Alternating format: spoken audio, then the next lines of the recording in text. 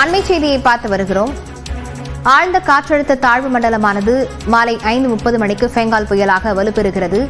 இது தொடர்பான விவரங்களுடன் செய்தியாளர் சடையாண்டி இணைந்திருக்கிறார். சடையாண்டி, எந்தெந்த பகுதிகளில் இதனால் மழை அதிகரிக்கப் போகிறது?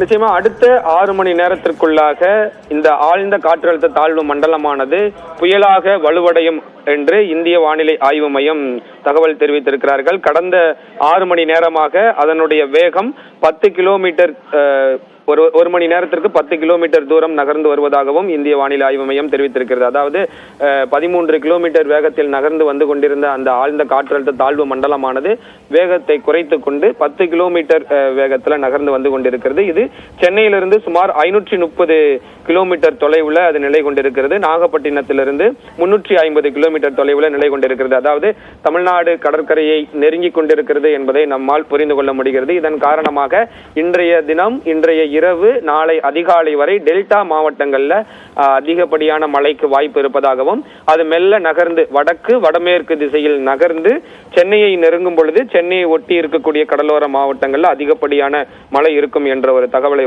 தெரிவித்திருக்கிறாங்க. இது கரையை கடக்கும் பொழுது ஆழ்ந்த காற்றழுத்த தாழ்வு மண்டலமாக வலுவிழந்துதான் கரையை கடக்கும், புயலாக கரையை கடப்பதற்கு வாய்ப்பு இல்லை அப்படின்றதையும் இந்திய வானிலை ஆய்வு மையம் தெளிவாக தெரிவித்திருக்கிறார்கள். லாவண்யா, விவரங்களுக்கு நன்றி சடையாண்டி.